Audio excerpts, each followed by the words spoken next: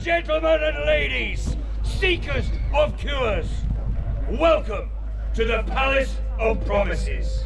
Here, all that you desire, health, long life, is available to all. Of course, you do not believe me, but I will show to you that I am the living embodiment of the healing powers of our good doctor. Let me tell you my story.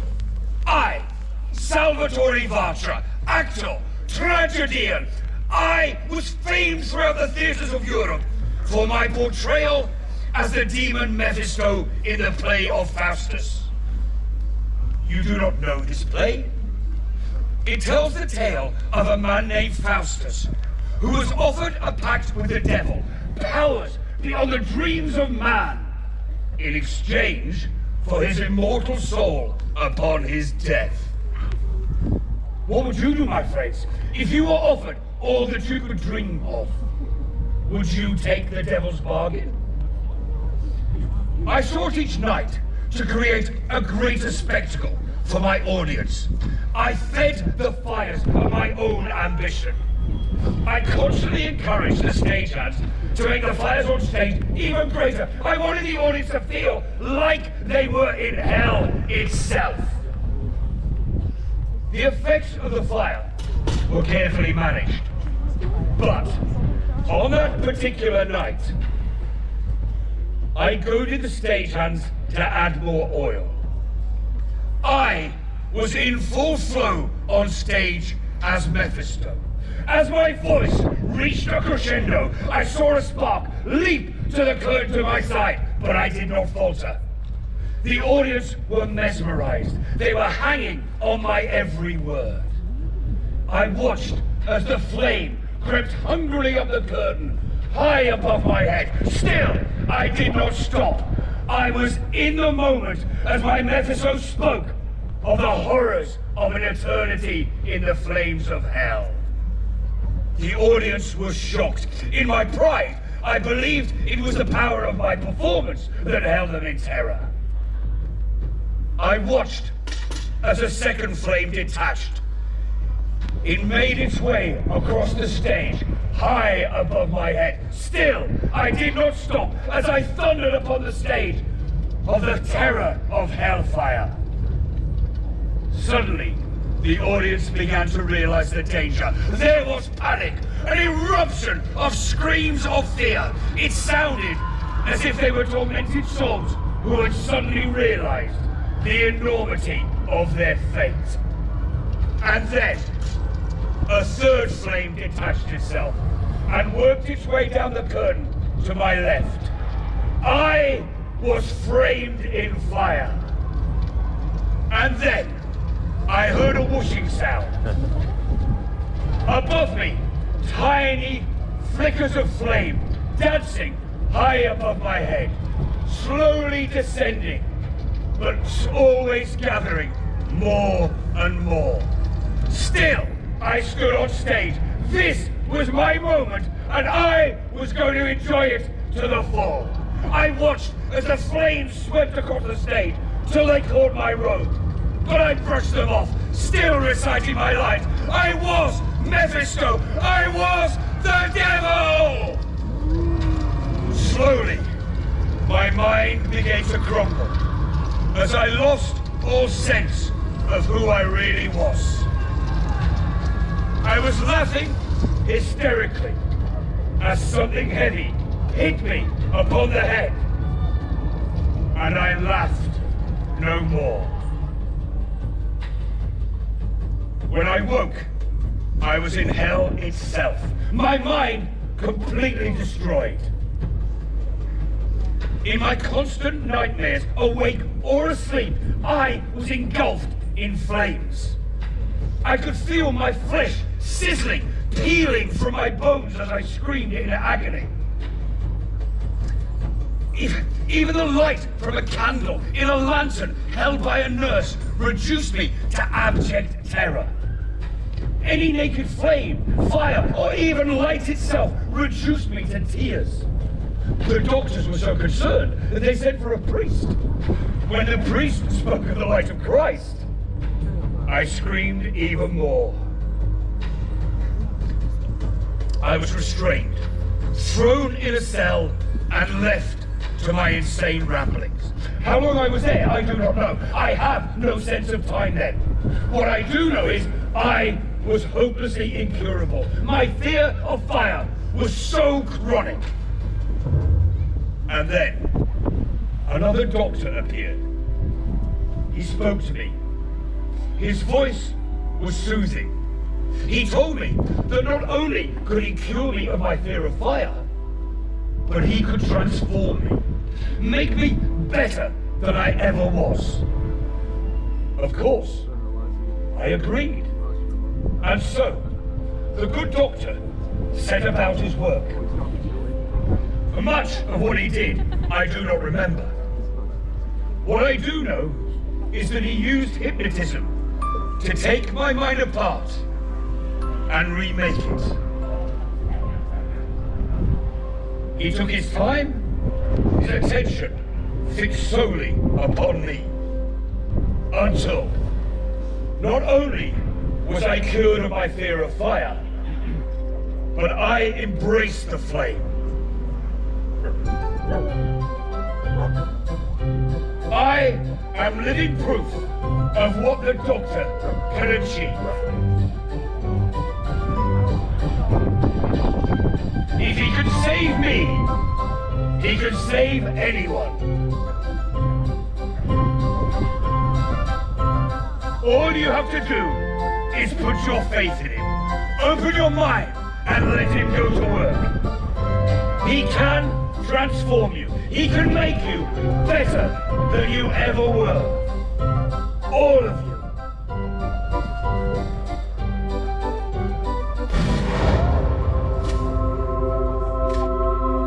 I thank you.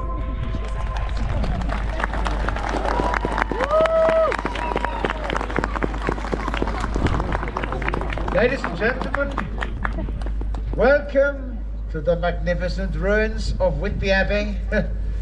If these stones could speak, I wonder what tales they would tell us. Now, you have come here out of curiosity, or perhaps a sense of adventure. You have clambered up stone steps. You have crossed desolate moors, not knowing what you will find or what you seek. And here you are.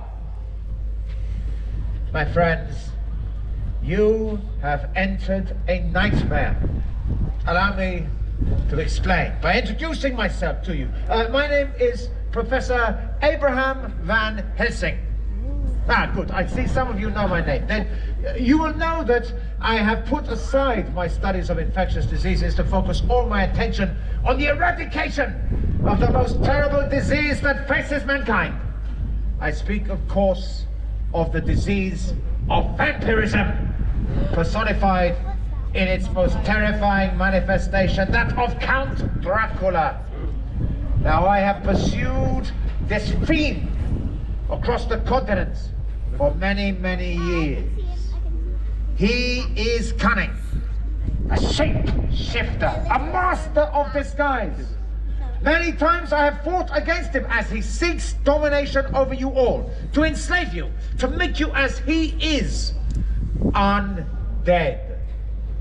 I have so nearly defeated him, but on each occasion, just as I stood on the verge of victory, by some hellish means, he is able to escape his ultimate destruction. Now, for some months, the trail has, as you say, gone cold.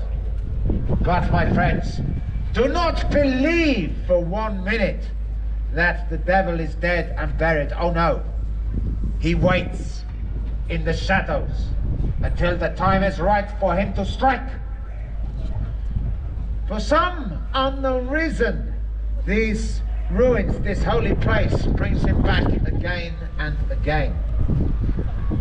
Something strange is happening here at Whitby, my friends. Stay together. Look after yourselves and your family. Do not wander off into the darkness. Our adventure begins! Ah! Mr. Vatra. Time for your therapy. The doctor is waiting in the room of reconciliation. Very well. Thank you. Thank you, Mr. Worthy. Doctor. I'm sorry.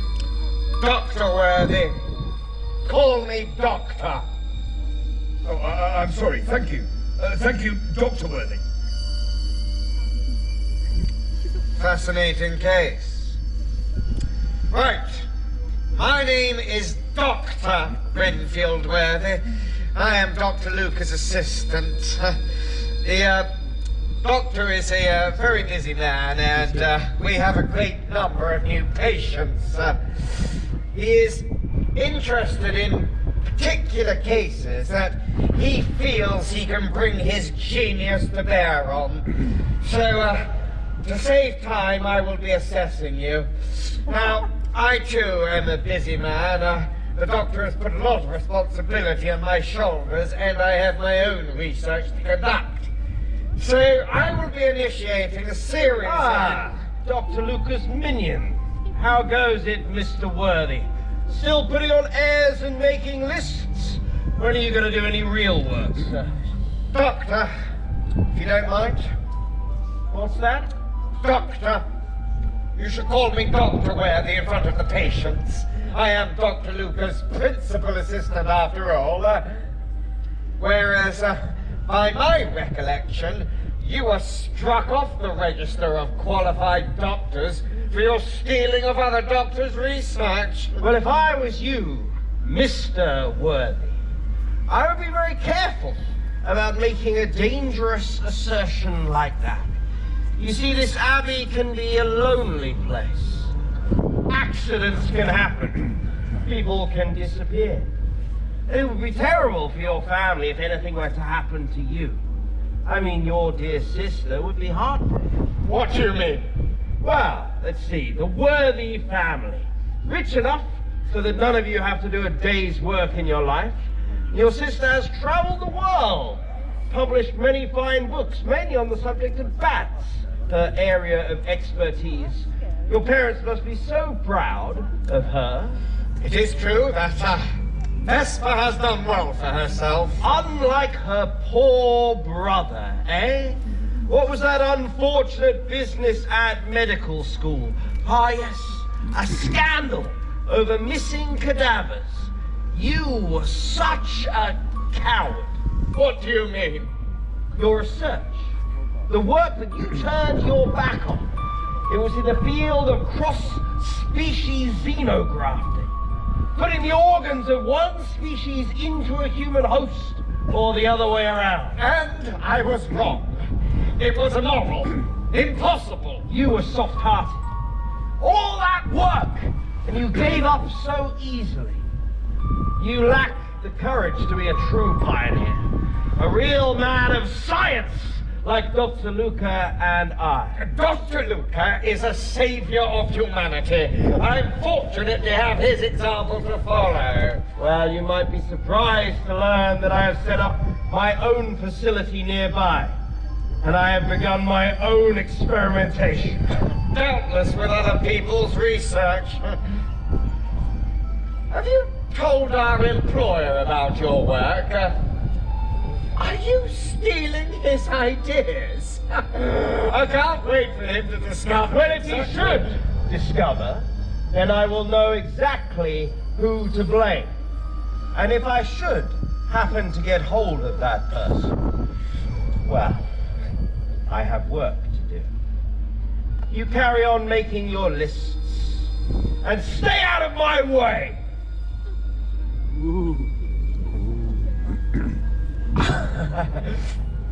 Gentlemen and ladies, I must ask you to pay no attention to that rude fellow. He is no scientist, even less a gentleman. Do not worry, Dr. Luca and I will take care of you. Get on! So, let me consult Are my you list. there? Are you an orderly? Good. I need to register straight away. Cousin, my purse, please. Madam, yes, I mean, I am not an orderly. I am a consulting physician. Dr. Renfield Worthy. Oh, do hurry up, Victoria. The walk has nearly killed me. You came up the steps, miss. No, I have a carriage. I mean the walk from over there. Well, miss, I am Dr. Worthy. Can I be of service? Are you the doctor I've been reading about? The one who could cure anything? I thought he had a foreign name. What was it, cousin? Luca. Dr. Luca, cousin dear. Who are you again? I am Dr. Worthy. Are you related to Vesper Worthy, the lady explorer? I have seen her. You have, my dear. We attended one of her lectures on bats, as I recall. Yes, I caught a cold. I was very ill. She is my sister. I am Lady Euphemia Joyson. Yes. My lady, welcome. I am sure that Dr. Luca would be delighted to make your acquaintance. I do hope so. I'm at death's door. I've been at Scarborough at the Spa Waters. They have not worked. My cousin told me about the sanatorium here. I had thought it would be a private clinic. It does seem a little crowded. I do not think it's exclusive enough for me, thank you. I'm sure that Dr. Luca will be able to see you privately. Oh, I do hope so. I'm very ill. I've been poorly for as long as I can remember. But you are starting to feel better with the fresh air, aren't you, dear? No. The weather here is too cold and damp. And all these people, it's not at all what I expected. Victoria, my handkerchief, there is a strange smell. Oh. Oh. I have taken to carrying a canary in a cage. Oh, Victoria, do pay attention. I have been told they are more sensitive to diseases. It is my constant, faithful companion. I think you might find that canaries are used in mines to detect gas, my lady. I don't care. I have one. Victoria, the cage!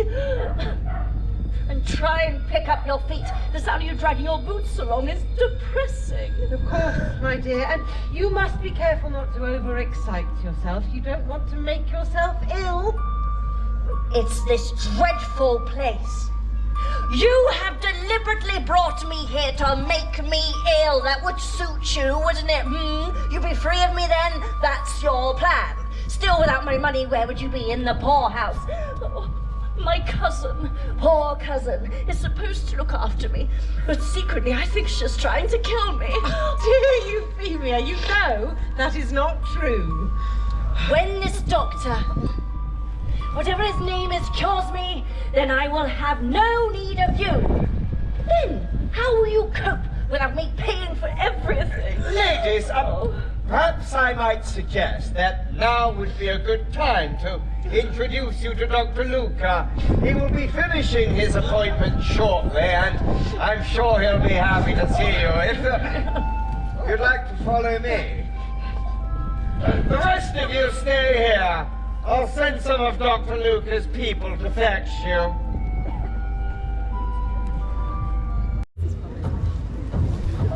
Well, I'm gonna go over here.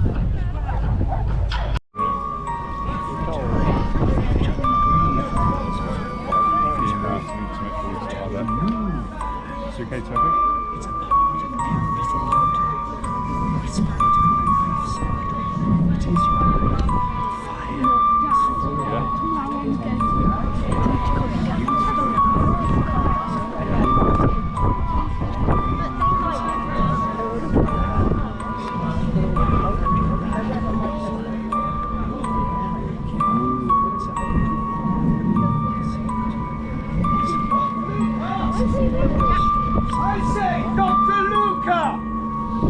Oh, I'm so sorry, sir. No need to concern yourself, my dear Renfield. This stage of the mesmeric process is all about ensuring the patient's well-being. Now, let me see.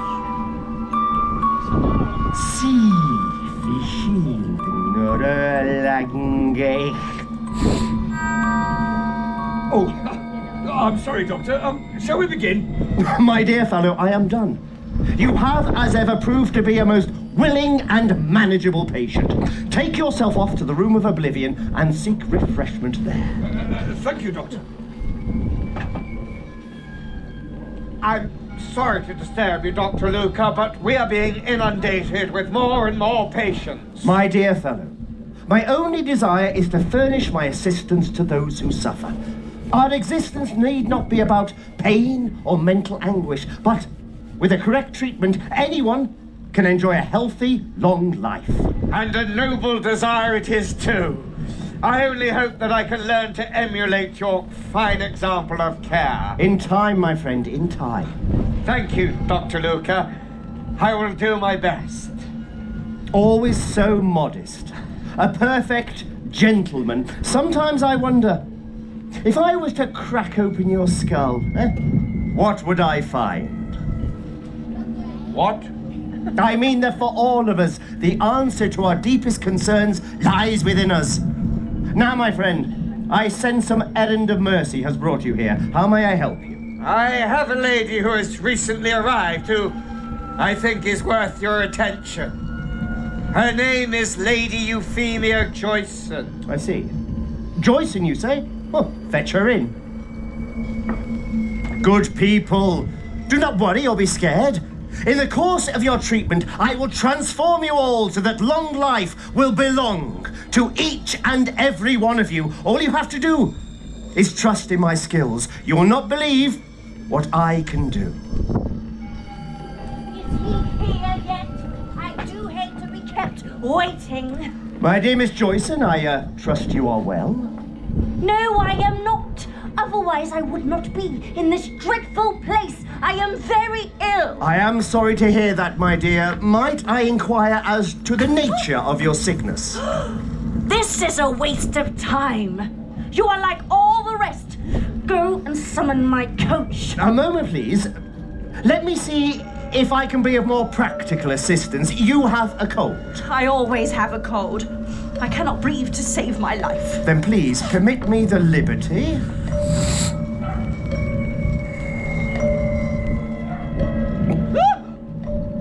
And now, my dear? It's incredible. I can breathe. What did you do? A simple manipulation. A practice I studied in the East. With a simple realignment, I have cured a symptom. To treat the sickness will require further process. A simple intervention of a surgical nature. Surgical? I'm not going under the knife. My dear child, the procedure is so simple it's less than a scratch, a mere pinprick. A moment's inconvenience for a lifetime of good health. I don't know, it sounds a little strange to me. Trust me, my dear, you will not be sorry. Very well. My dear Renfield, show this good lady to the room of oblivion. Of course, Doctor.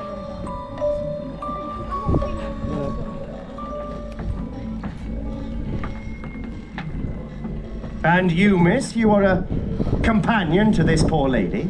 Yes, a companion. That's me. I had better take these. But not of your own free will. I beg your pardon? No, I merely observe that this servitude to another is not natural to you. Sorry? I mean, there is nothing at all amiss with Lady Euphemia apart from what she imagines. She has created for herself a world, and she has drawn you into this world to enable her to indulge in the fantasy that she is an invalid, and you, for I assume financial reasons, have accepted this position, even though you know it is built on a false premise. That's not true. Poor Euphemia suffers terribly from all manner of ailments. She has always been susceptible to infections, and I enjoy looking after her. How dare you suggest otherwise? So you would be happy for me to cure her? What? What if I offered you the chance to be free of her? No, I've told you, I am her companion. But deep inside, you yearn to be something else. You crave power of your own. What if I offered you the chance to live your own life, free of the necessity to rely on others, a chance to realize your own potential? What would you say, Miss Victoria? I would say... wait, how do you know my name? Or perhaps some Lady Euphemia? No, I don't think so. What would you be if you could be anything? I would be free. Free to be my own mistress. Then let me help you make your dreams come true.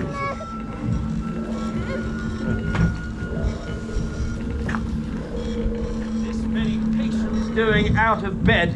Not a single one of them on my slab either.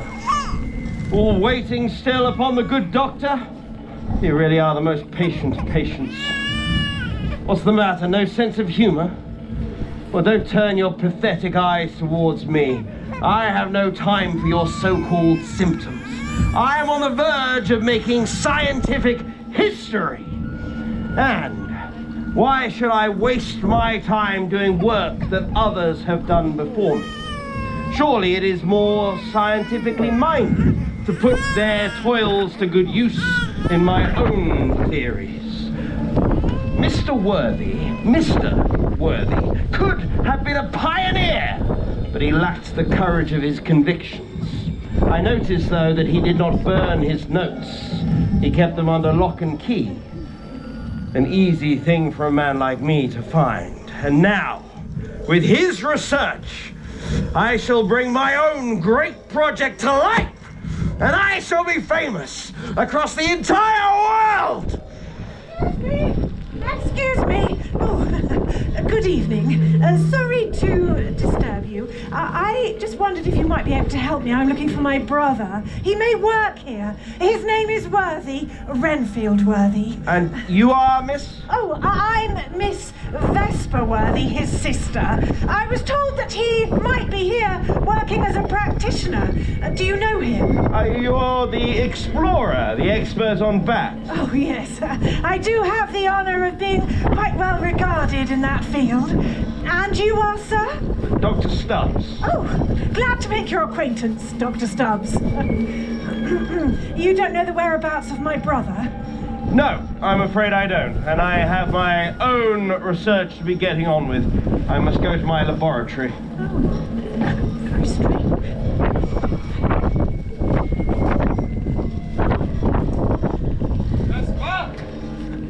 My dear sister! Is it you? Renfield!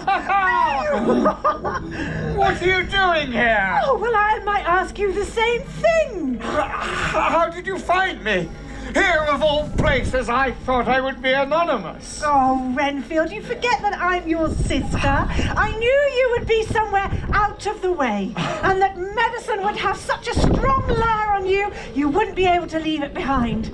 So when I read that a doctor had recently established here at Whitby Abbey, I knew there was a strong possibility, and here you are.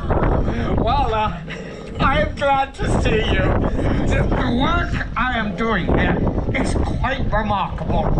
Dr. Luca has taken me under his wing and accepted me and my past errors of judgment, and he is helping me to approach medical matters in a more holistic manner. I am happy here, sister. Yes, but what do we know of this Dr. Luca? Where did he get his degree? Where was he practicing before? Dr. Luca studied originally in Budapest, I believe. Before going east, he told me. He is a man of the world. You will see.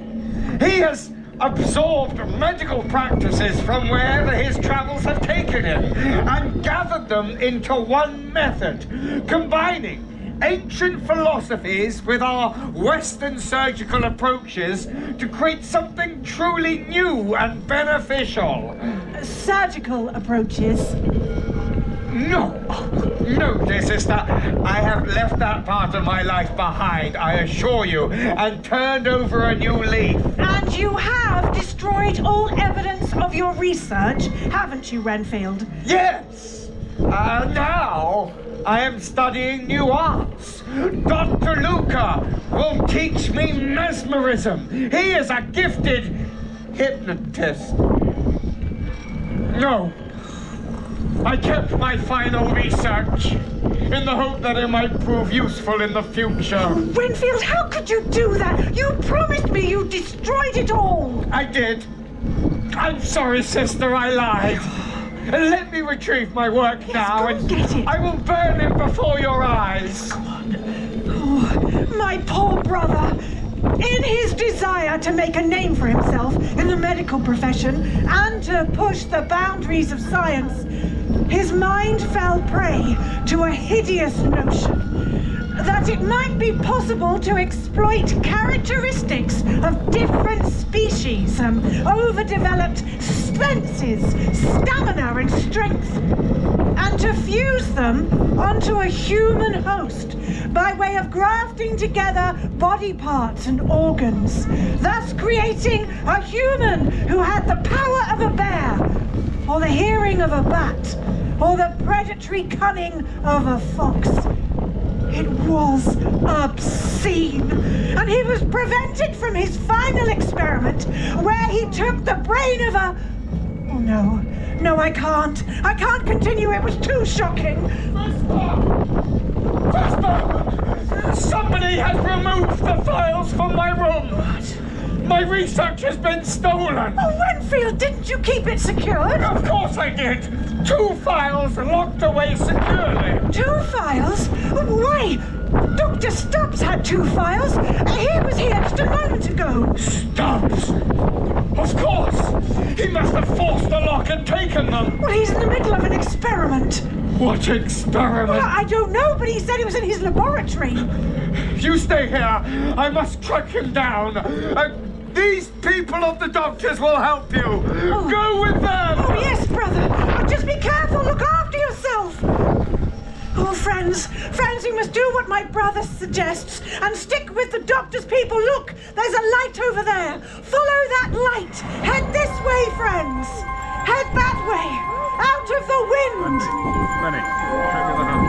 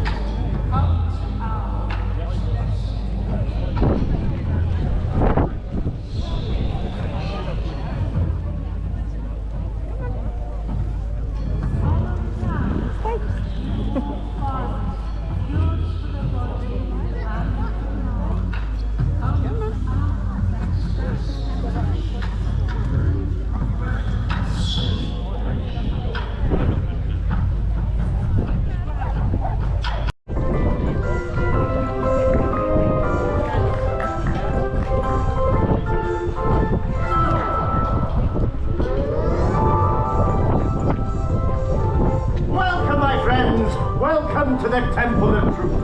I am your host, Dr. Luke. As proof of my skill, allow me to present to you a series of curiosities. Some natural, some unnatural. They are all a work in progress, need of adjustment. But I've started my process of transformation. There are still some elements I require, but those I hope to find very shortly. First of all, allow me to present for your delight the bird in a gilded cage. See how she's cured of all her past ills and flies free in her mind. And now, the Lady of Darkness, Queen of the Bats. She is now, as one of the creatures she admires, she sees with a new vision and hears things no ordinary person can hear. Look at these creatures. They believe both, I am sure, that they have the power of flight. In their imaginations, they soar above our heads, but they are not transformed yet. There is another part of their treatment. The surgical procedure. Like a pinprick, you remember? That is the final gift I will bestow on them. Dr. Luca. Sometimes we hide the truth in plain sight. Dr. Luca Dracula. Obvious, I know, but the thrill of it. Even those of you who suspected had to follow on to see if, in the end, you will be granted some special power, freedom from illness, immortality. In your curiosity, you had to have the evidence of your eyes to confirm what you knew in your hearts already.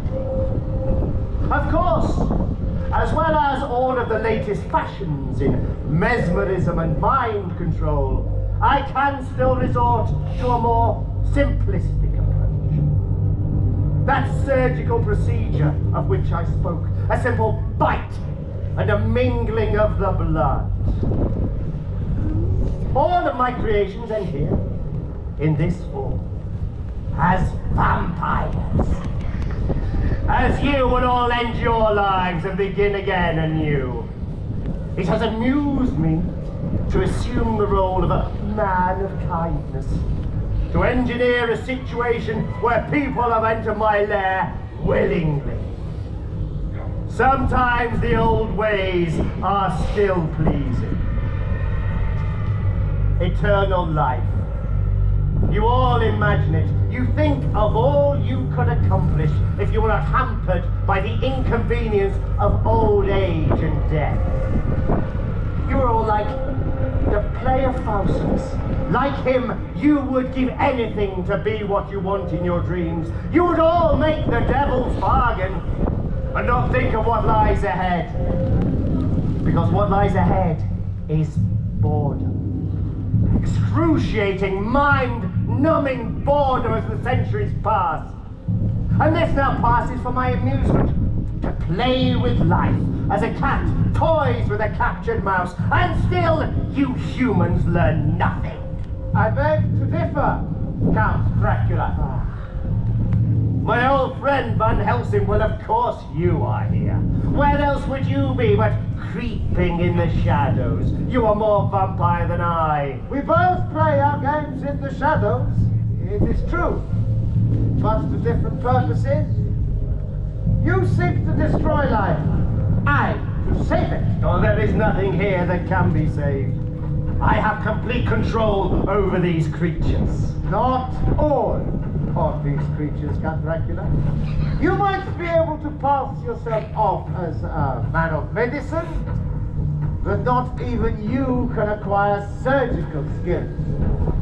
The creature is the one that Dr. Stubbs has been working on in his laboratory, animated by the brain of poor Mr. Renfield Worthy. This creature has powers of its own. It can exert a force upon its surroundings. This creature does not yet know what its purpose is, but one idea is fixed. It's hatred of you. Dr. Stubbs will soon put a stop to that. A simple neurological procedure. Dr. Stubbs is dead, torn apart by the creature he created. Oh, there is enough of Renfield Worthy inside the creature to understand the abomination that you have done to him. He has tasted blood. Now he wants revenge on you.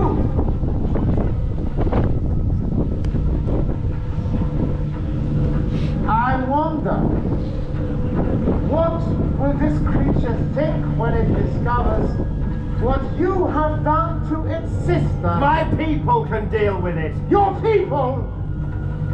Your people are already under the creature's control. Do you think in your arrogance that you are the only master of mesmerism? This creature has more control over your slaves than you ever did. It has freed them from your tyranny, and now they will turn on you. They fear you, yes, but they hate you more. And now, with my help, they will destroy you. We'll see. Ha!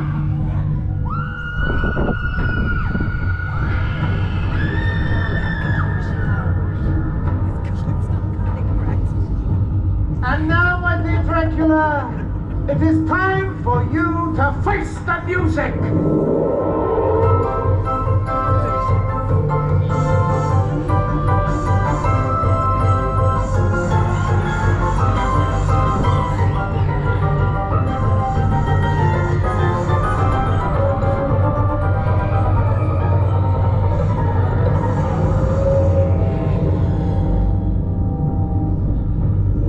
My dear fellow, you have no idea of the extent of my power. The circus goes on!